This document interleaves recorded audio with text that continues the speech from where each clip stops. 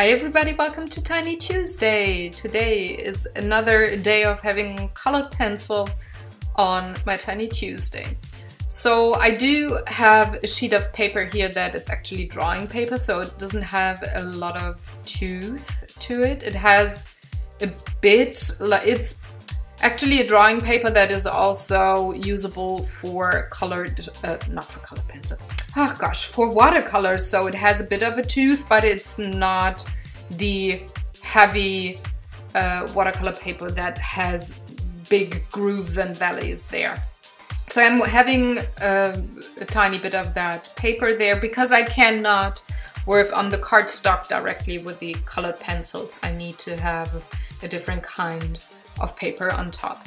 So I just sketched out my tiny scene here. It's a red balloon that is flying over some houses in a village or city, or whatever you want to see in it.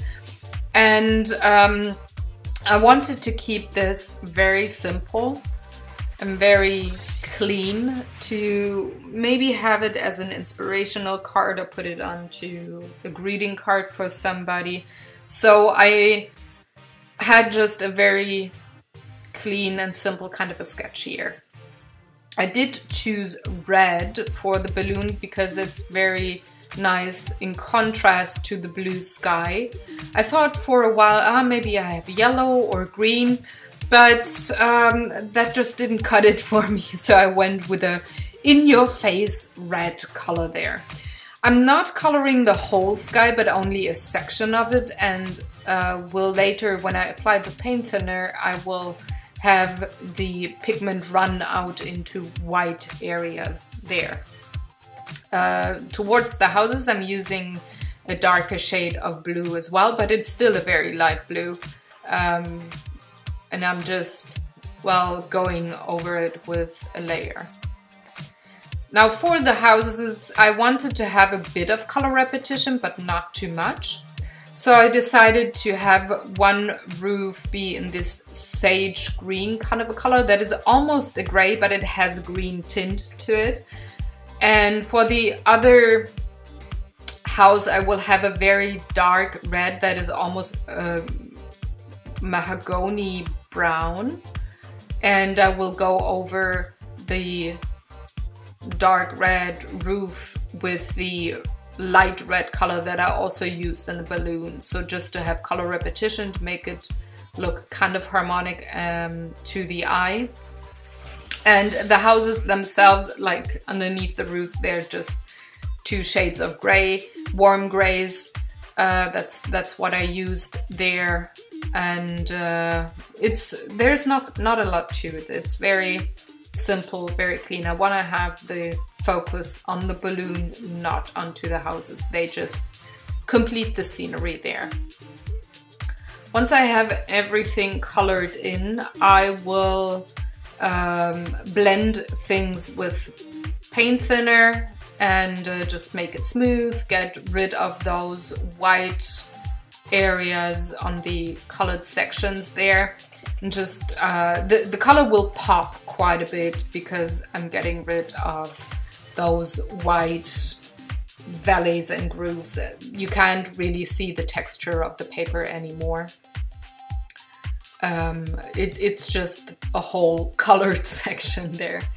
Again, I'm using a very small filbert brush because I seem to be able to control it way better than a bigger brush, and I can go around different colored sections there way more easy. I just seem to be able to handle it way better than a big brush.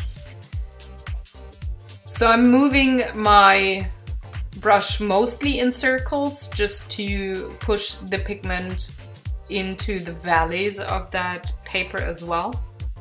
And that works best for me when I move it in tiny circles and not only in lines. If I want to have a very distinct line, like on the edge of the roof there, I do not move in circles but go straight in a line. But if I have larger areas to fill with the same color and then blend it out, I usually go in circles.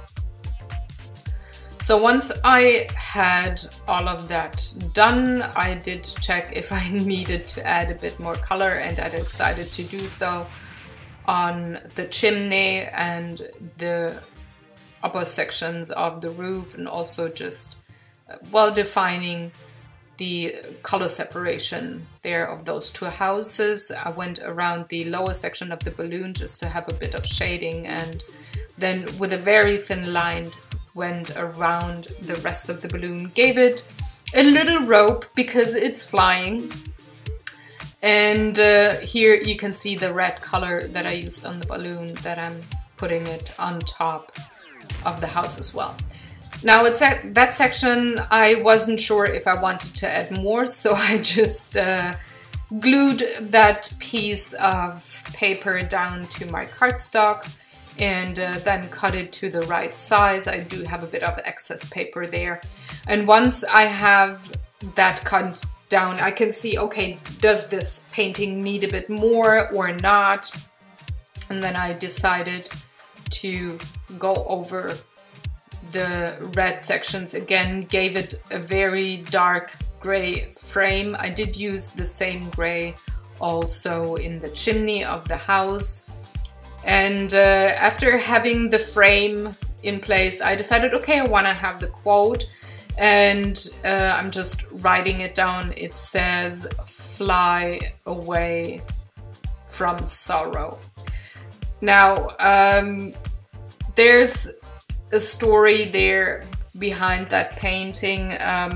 We just had the 64th birthday of my dad, and if you follow me for a while, you know that he passed away last year. So that day was really crappy.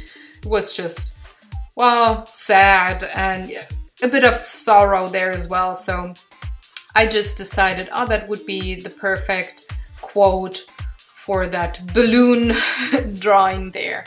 So I'm just defining a few things, going over with colored pencil on the dark lines, signing it, and that's that. So if you have any questions or comments, leave them in the comment section below. Thanks for watching. If you want to see close-up photos, hop on over to my webpage. There's a blog post with photos and information.